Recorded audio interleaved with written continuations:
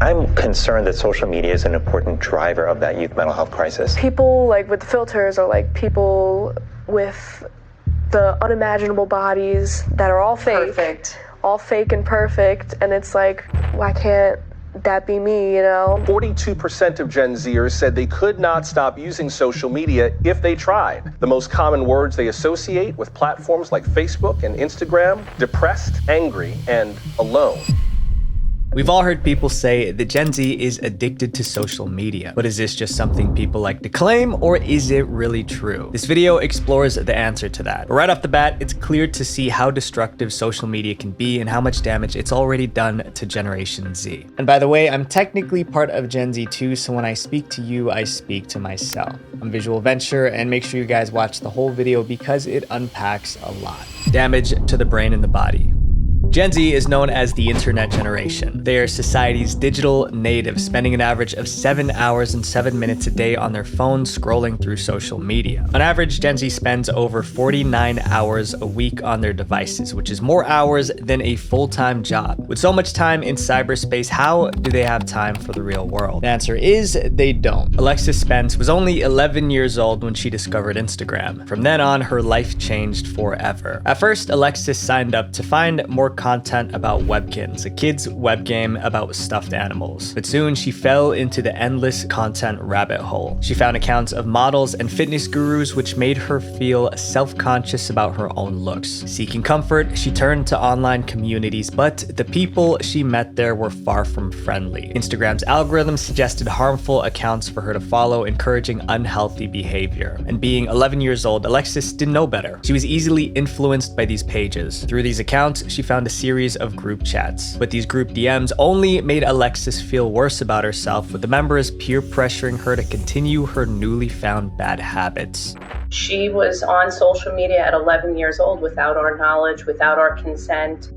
And from there, she very slowly withdrew, and piece by piece, we began to lose our daughter. And by 12, Alexis was completely addicted to her phone. She started drawing artwork of herself crying with her phone nearby, along with self-depreciating comments written on the paper. This was when her parents realized just how bad social media was for their daughter. They tried parental controls on her phone to block her from going on Instagram. They even tried taking her phone away, but that only angered Alexis, causing her to punch a hole in the wall. Whatever her parents did, it didn't matter. Alexis had an addiction. She secretly went online at night, creating alternate emails and accounts, hiding them from her parents. She even downloaded an app that disguised Instagram as a calculator, so her parents didn't know she still had it on her phone. By the age of 15, the negative influences of social media had become so detrimental to her health that she was hospitalized. She spent 2 weeks in a ward without access to her phone or the internet. And that's when her parents believed they found the root of Alexis's problems: social media. So I believe that Alexis's parents are also to blame. But there's no doubt that social media has added a completely new element to parenting that was never there before. According to a survey by McKinsey and Company, 27% of Gen Zers said that social media has negatively impacted their mental health. But despite how badly social media affects our lives, we can't seem to put down our devices. That's because social media stimulates our brain like substances would. When scrolling through your phone, you get short bursts of dopamine, the feel-good hormone that creates the feeling of pleasure. And since social media is an endless scroll of content, it's like an endless supply of dopamine. But the problem is, this feeling becomes your norm. Since Gen Zers are so used to this constant stream of dopamine, when they don't have it, everything feels wrong. This is what creates the addiction. When they don't have it in their day-to-day life, away from their screens, they feel much worse than they normally would, as if they're having a come down.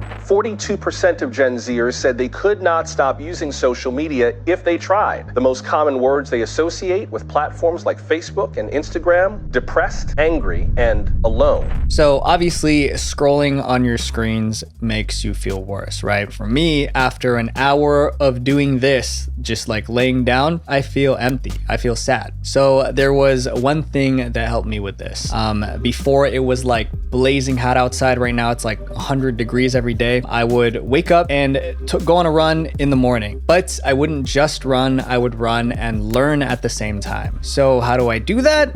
Earbuds. So I would go on Audible, I would listen to a book about growing on YouTube or even self-development, but I would do that every single day while I was running, and I still plan on doing it, by the way. It's just so hot. Raycon's newly upgraded everyday earbuds are perfect for this. There's a lot of cars passing by all the time while I'm walking, and their new active noise cancellation feature helps out a lot. These things are affordable without compromising quality. Raycon sold over 3 million of these because they have features like a 32-hour battery life and a quick charge function, so if you forget to charge it, just plug it in or wirelessly charge it for 10 minutes and you're good to go for the next 90 minutes. And of course, you can use them for running because they're sweat resistant. And check out this case. I'm a huge fan of the ocean, and despite not being able to swim, I got these to represent my weird interest of the ocean. If you guys need a nudge to touch grass, this might help you out. Click the link in the description box or go to buyraycon.com/venture to get 15% off your purchase plus free shipping. Trust me, just walk for 10 minutes when you wake up and it will be life-changing.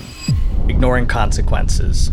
Many influencers on social media are obsessed with getting likes and follows that they act without thinking about the consequences. Some of these actions are ridiculous while others are straight up dangerous. Kick streamer Neon is no stranger to controversy. At just 19, he has built a huge social media following by doing crazy things in public. Although other streamers get in trouble too, Neon is different because he doesn't seem to care about the consequences of his actions. A perfect example of this was in January 2024 when he shared some disturbing news with his viewers. On a live stream titled Clearing the Beef, Neon revealed that he received bad news from his doctor. He had only 3.5 days to live.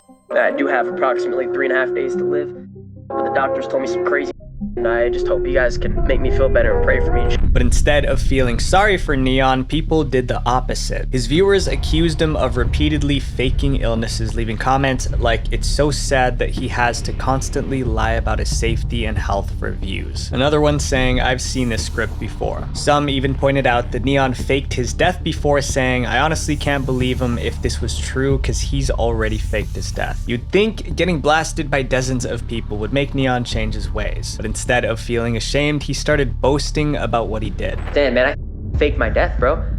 Yeah. Good times, really, really good Was that times. the first thing you did that took you, that kind of took I it actually up? did it twice. No one knows about this because I deleted it. I said I got in a car crash and died. But that drama was nothing compared to when he tried to mess with one of the most powerful men in the world. In December 2023, what started as an ordinary live stream quickly turned into a serious situation. Around that time, President Donald Trump was scheduled to attend a UFC match. So Neon told thousands of people on his live stream that he would attend the event, walk up to President Trump, and confront him aggressively. So here's my plan, chat. You can clip this and foreshadow it in the future. What's gonna happen is I'm gonna walk up, I'm gonna talk about Trump, and then it's gonna be a very good experience. I don't care if the Secret Service is there, I'm gonna talk. Going up to a former president like this is insane, and it's even more serious when he's surrounded by armed guards. Neon's comments quickly went viral. A lot of viewers thought he was just bluffing. They mocked him on Twitter, posting comments like, "Bro's not gonna say one thing." However, considering his past behavior, others believed Neon was crazy enough to do what he said. To prove his seriousness, Neon bought tickets to UFC 296. Then he live streamed himself heading to the T-Mobile Arena in Las Vegas where the event was taking place. It looked like he was really going to do it. Everyone watching the live stream was hooked. However, they were all about to be disappointed because when Neon was a few minutes away from the venue, he heard something that ruined his plans. He was just banned from entering the event. Neon's manager received the news and told him that he wasn't allowed in. Your name was dropped specifically by Dana. You cannot come in here. And somebody else said something weird that has the Secret Service buzzing right now. What? No. Wait, Dana said my name? So how did he get banned? Neon revealed his plans on social media, which led to someone sharing them with UFC's president, Dana White, the man in charge of the event. Dana decided not to take any chances. He told all security guards that Neon was not allowed to come in no matter what. At a press conference after the event, Dana was asked about the issue. There's a popular streamer online called Neon, and he said he was banned from the arena tonight. What happened is he said some stupid on Instagram. You wear clothes. When you start saying stupid like that, yeah, you're probably going to get busted up and thrown out of here. The next day, Neon's manager Kane issued a formal apology on social media. Kane wrote, "Out of respect for the whole UFC, Dana White, Red Rock, and the greatest president to ever live, last night my client's actions were unacceptable and I'd like to formally apologize to anyone that was disrespected. Last night was the final straw, no more disrespectful trolling." Neon is just one example of the new wave of Gen Z influencers who don't care about consequences. In fact, this type of behavior is what keeps him and many others relevant. Two teenagers in Florida got into trouble with the law after participating in a social media trend called the Door Kick Challenge. Teens actually recording themselves kicking people's doors, and authorities are worried they could be putting themselves in some real danger. Over 2 weeks, the boys were caught on multiple surveillance videos kicking in the doors of 4 homes at night and early in the morning. The kicks were so hard they made some doors fly open. After the teens were arrested, they told cops they weren't trying to break into people's homes. They were just doing it for, you guessed it, social media. That explanation didn't help their case. The boys were charged with multiple counts of burglary. One man who had his door kicked in spoke to local news about how risky the boys' actions were. He definitely didn't think about, there's definitely reactions to actions, and he didn't think about what could have happened.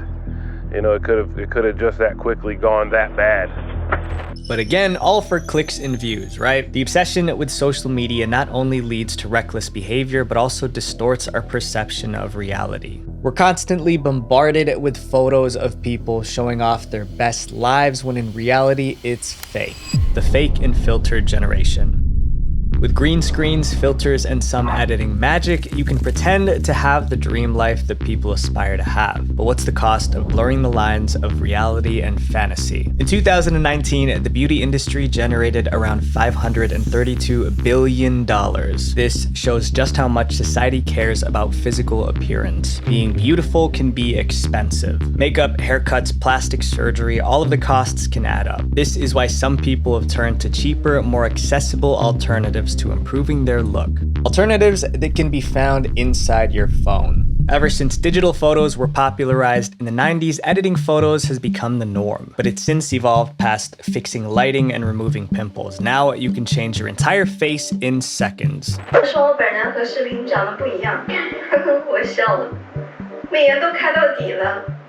In a survey by the City University of London, it was found that over 90% of young people in the US, UK, and France use filters. Meta, the company behind Instagram and Facebook, have also reported that over 600 million users have used filters. But with so many people relying on filters nowadays, how do we know what's real and what's not? The latest viral TikTok filter is causing a stir. It has users divided over the way it instantly changes how they look compared to what they see in reality. This filter should be illegal. Here's the real me. With filters now a form of deception, it's easier than ever to go viral for good looks. But at the end of the day, filters can fail, which is the harsh reality that this influencer had to face. With over 100,000 followers on the Chinese live streaming site Douyu, Your Highness Chow Bailu was a fan favorite streamer. And forgive me because I don't really know how to pronounce her name. She became famous on the site for her sweet voice and looks, with many of her supporters seeing her as not just a streamer, but a goddess. Her fans were said to worship her, sending her thousands of dollars. Her most loyal fan gave her over 100,000 yuan, which is almost $15,000. Although Bailu was praised for her beauty, she never streamed with her face showing, using a GIF to cover it. But fans still idolized her from the few photos that she posted of herself on social media. But the truth couldn't hide forever. On July 25th, 2019, the Douyu platform glitched, and the GIF covering Bailu's face disappeared during a live stream. Bailu, who wasn't looking at herself, continued the stream as normal, but slowly she started realizing that something was wrong. Her viewer and follower counts kept dropping until she had no choice but to find out the root of the problem.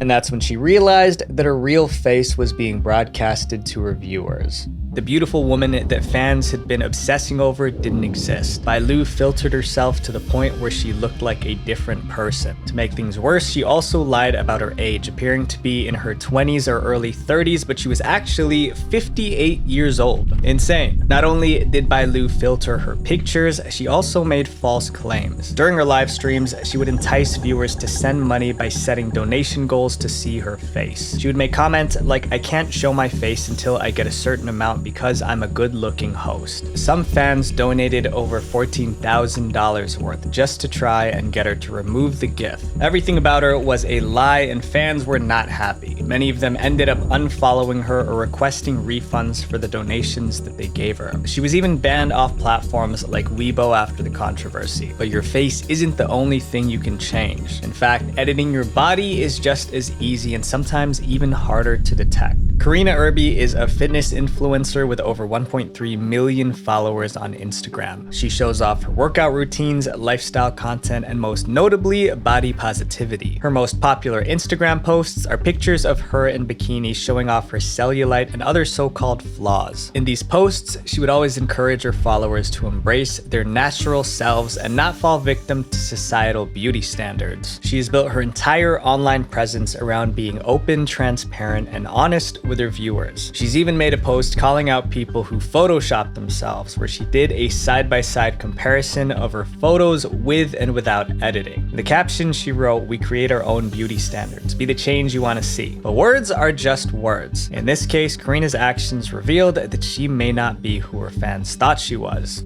This has to be the biggest amount of hypocrisy I've ever come across in doing these stories. Welcome to the show, Karina Irby.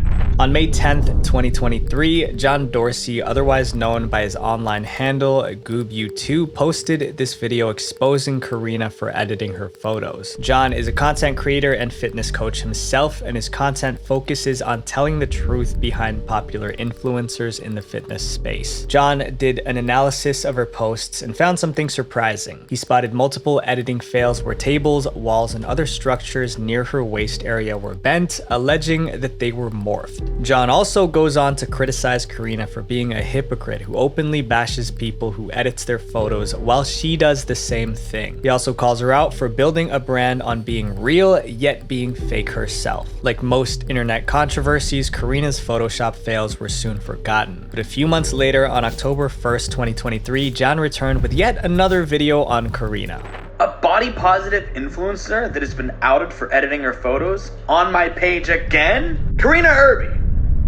John also revealed that after his first video, Karina's legal team sent him a cease and desist letter, but he had no intention of following it. In this video, he once again showed another case of Karina editing her picture, which was recent. "You edited this photo so much, it warped space and time." This time, Karina actually responded directly to the allegations. She posted these two stories on her Instagram admitting to her editing fail. She claimed she was trying to remove a slip-up, which is why the windscreen in her photo was warped. She also wrote, "In my defense, this edit doesn't do anything flattering to my body." With so many influencers faking their beauty, what impact does this have on the internet generation? According to research conducted by the Dove Self-Esteem Project, by the age of 13, 80% of girls have downloaded an app or filter to change their physical appearance. The City University of London also reported that out of a group of 175 participants with an average age of 20, 90% of them have admitted to using filters or editing their photos. This shows that influencers like Bailu and Karina actually make an impact. To look more like the stars they see online, Gen Z edits their faces and bodies. Then they compare themselves to the fake version they created, hurting themselves even more. People like with filters are like people with the unimaginable bodies that are all fake. All fake and perfect, and it's like, why can't that be me, you know? There are millions who look up to influencers thinking that they can trust them, and having faith in them can lead to much worse than what we've seen already. Trusting the wrong person.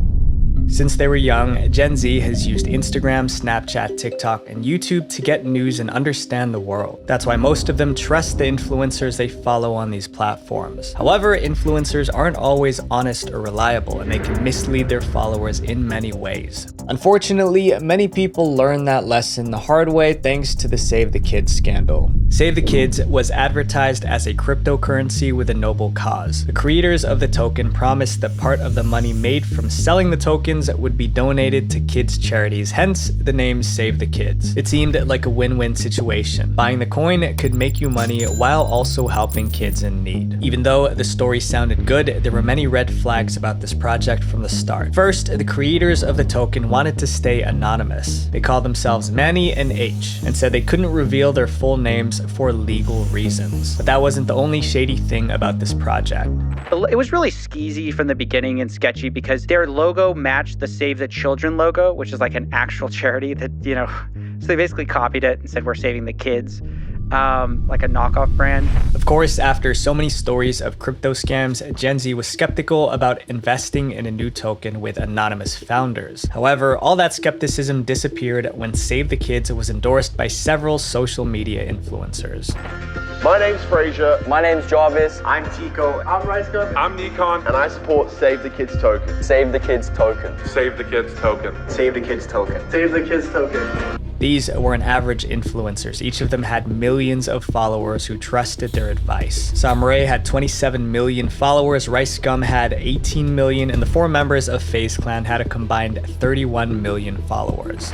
And the point is, they're telling their fans, if you're a fan of me, you're gonna be a fan of this coin. Many followers, trusting their idols, decided to buy the coin, most of these fans being teenagers. The price of the coin started to rise as more and more people bought it. However, it soon became obvious that the project was anything but trustworthy. Shortly after the token launched in June 2021, something strange happened. Within days, the price of the token fell from 2 cents to less than half a cent. And by July, the price dropped to around 0.00138. This sudden drop in the price of a popular token could only mean one thing. It was a pump and dump scheme. The first day, it pumps, and immediately it dumps. All the way to negative 90%. In a pump and dump scheme, scammers promote a token to make many people buy it, which drives the price of the token up. Then they sell or dump all their tokens at a high price, leaving others with worthless tokens. And that's exactly what happened here. YouTuber CoffeeZilla investigated the scandal and made a video revealing how some influencers purposely took advantage of their followers. According to CoffeeZilla's report, the influencers who promoted Save the Kids were given tokens before the public could buy them. However, some of the influencers sold these tokens as soon as the price went up. For instance, FaZe Jarvis sold 2/3 of his wallet within days of the launch, while FaZe K sold all his 6.2 million tokens to be left with just 4. And at the same time, these influencers were promoting the token as a solid long-term investment to their followers. CoffeeZilla also discovered other instances of FaZe K doing similar pump and dump activities with other cryptocurrencies in the past. In summary, Save the Kids was one big scam. The masterminds behind the scam were the 2 anonymous founders. However, it only succeeded because the influencers convinced their followers to invest. When the truth was revealed, the internet blew up. Social media was full of angry posts from people who'd lost their money. Headlines like "Influencers use dying kids to promote a scam altcoin" reflected how people felt about the situation. After the scandal arose, the Save the Kids website was taken offline. Influencers who promoted the coin quickly deleted all their Twitter posts about it. These brave influencers who got their fans into this, they peace out, they delete all their posts, and basically pretend like it never happened. FaZe Clan quickly distanced itself from the scandal, suspending their members who promoted the project. And FaZe K, who was allegedly involved in similar situations, was kicked out of the group entirely. Some influencers tried defending themselves, claiming that they weren't aware it was a scam. Others stayed silent, hoping the storm would pass, but the damage was already done. If you weren't sure that it wasn't going to be a scam, why promote it to your followers? In the end, these fans felt deceived by the very influencers they looked up to. This was just one of the many ways social media negatively impacts Gen Z. Another is the portrayal of perfect lives. We've already seen this in our earlier chapters, but this time it's driving Gen Z to take drastic measures to change their appearance. Embracing the plastic. Filters and Facetune may be able to change your face on social media, but what happens when you take things offline? For some Gen Z that can't accept who they are, there's only one other option: plastic surgery. Many content creators have gone viral for their beauty and become the faces of platforms like TikTok and Instagram. Widely considered some of the most attractive people on the internet, these types of influencers all have relatively similar features: sharp jawlines, small noses, and full lips. But not everyone can naturally naturally have these features, so some Gen Z have taken it upon themselves to try and create the perfect face. Mia Dio was born on May 14th, 2001 in Miami, Florida. Ever since she was young, she hated how she looked. So in her teens, Mia started undergoing cosmetic procedures. On December 4th, 2022, Mia uploaded a video titled, "I was ugly until I spent over $30,000 on a new face." The video went viral and has over 2 million views. In the video, Mia talks about the procedure she underwent to transform her face because she felt like she was ugly and in need of an extreme makeover. She started her first procedures at age 16 using a fake ID. First, she started with lip fillers, but it gradually turned into a total redo of her face. Since then, she's gotten many refills of Botox, jaw surgery, and a whole list of other procedures. In the video, Mia also admits that her low self-esteem contributed to getting these procedures. So before you judge me, I don't really care because based off of this video, I am obviously my worst judge. You cannot outjudge me more than I have judged myself in this life. But the comments brought up an interesting point. Mia's face after her surgeries looked very similar to other famous models and influencers. Procedures are all characteristics of the basic face that has become the social media standard. And with Mia born in 2001, she's a prime example of Gen Z's fixation with what they see online. And Jolene is another influencer who took this addiction to the next level. Jolene Dawson is an Australian musician and influencer who is right on the cusp between Gen Z and millennial. Back in the late 2010s, Jolene became obsessed with the Bratz doll trend. Jolene spent over $150,000 in cosmetic procedures to look like a real-life Bratz doll. She documented her new look on her YouTube channel and Instagram profile. But a few years into her new look, Jolene got bored and found a new aesthetic to obsess over. At the time, animal-like looks were trending all over social media. People were comparing their faces to various different animals like foxes, bunnies, and most commonly, cats. I talk about this in more detail in my video, The Disturbing Rise of Brain Rot Content for Kids. You guys should check it out. The cat-like look has always been a thing, usually done in the form of cat eye makeup. But Jolene wasn't satisfied with just using makeup. She wanted her bare face to resemble an actual cat, so she spent over 10,000 pounds for procedures to give her a cat-like snout and flare out her nostrils. In an interview with The Mirror, Jolene said that she's never felt more like herself, and that she decided to pursue this new look after deciding that her social media accounts needed a revamp with a new look and new content. She also says that she hopes her transformation can inspire young people. It's ridiculous to think that she's inspiring these young kids in a good way. And on top of that, Jolene's way of life isn't sustainable, it's expensive. When beauty trends shift, what's stopping Jolene from getting more procedures to fit the new look? With so many influencers on social media boasting about plastic surgery, Gen Z has also found themselves in the surgeon's chair. In the American Society of Plastic Surgeons 2023 report, it showed that plastic surgery procedures are on the rise mainly because of Gen Z, with 25% of Gen Z reporting that social media had a negative impact on their self-image. It's no surprise that so many of them have sought out extreme methods to try and love themselves. But there's another side to Gen Z, the other half of people who don't care about how they look. Now this problem is much worse. Isolation, the loneliness epidemic. In 2019, we were forced into a stay-at-home crisis that kept us isolated for 1 year. For some kids and teens, this was during an important time in their lives. Graduations, proms, college, all of that was stripped away from them. All they had for social interaction were their devices. But what impact did it have on them? Loneliness has become a major problem. 73% of Gen Z reported that they feel alone either sometimes or always. A study from the University of Chicago showed 45% of Gen Z found it difficult to maintain relationships with their friends during the stay-at-home crisis. Social media offered a low-maintenance way for Gen Z to stay connected. They were able to carefully curate their responses to their friends or develop a persona that they liked more than who they are in real life. And even after the crisis ended, Gen Z continued to isolate themselves. With so many Gen Zers becoming lonelier and lonelier, this has caused a spike in hikikomori. This is a Japanese term that describes social recluses who isolate themselves indoors, usually only being accompanied by the internet and their devices. In other words, they're hermits. While these caged birds perhaps dream of spreading their wings, Yusuke has no desire to join them. Instead, he avoids all contact with the world beyond the tiny room he's barely left in the last decade.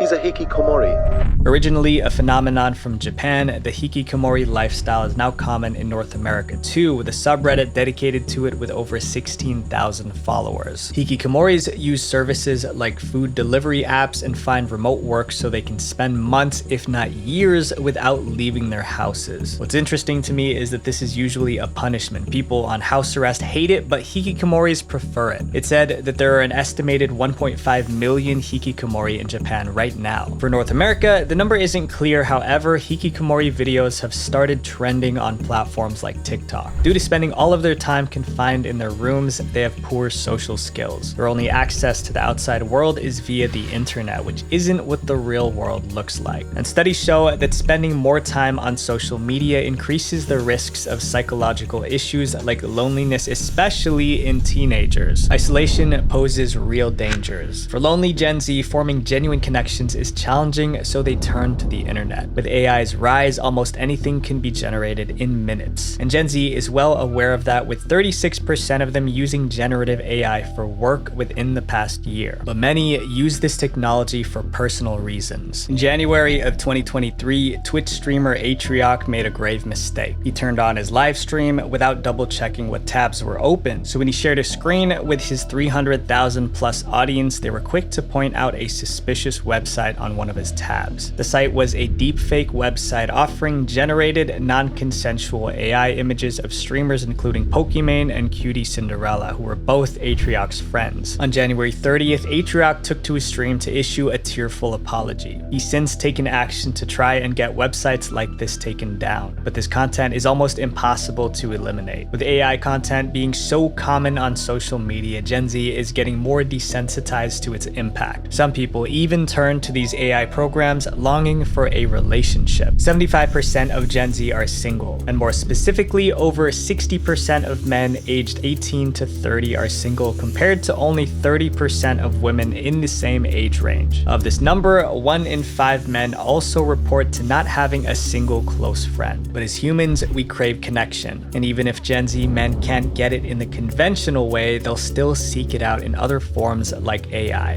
Friend, it's an AI girlfriend. So it learns from you. It learns what you like and what you don't like, what kind of pictures you like, what kind of pictures you don't like. AI girlfriends have become much more common, especially among the Gen Z age range. Not only are they perfect for people who struggle with dating, but they're also fully customizable. It's essentially the Build-A-Bear for girlfriends, which in this loneliness epidemic sounds like the perfect solution. One of the most popular AI dating apps is Replica. Released in November 2017, Replica is an AI chatbot that lets users form relationships with AI avatars called replicas. Over the years, Replica has rapidly grown in popularity. It's estimated that the app had over 2 million active users in 2023, with 500,000 of them being paying users. Aside from just chatting, Replica also has features like augmented reality, letting users place their replicas into real-world scenes using their cameras. I'm in a great mood, actually. I'm glad you're here. I miss you. I miss you too.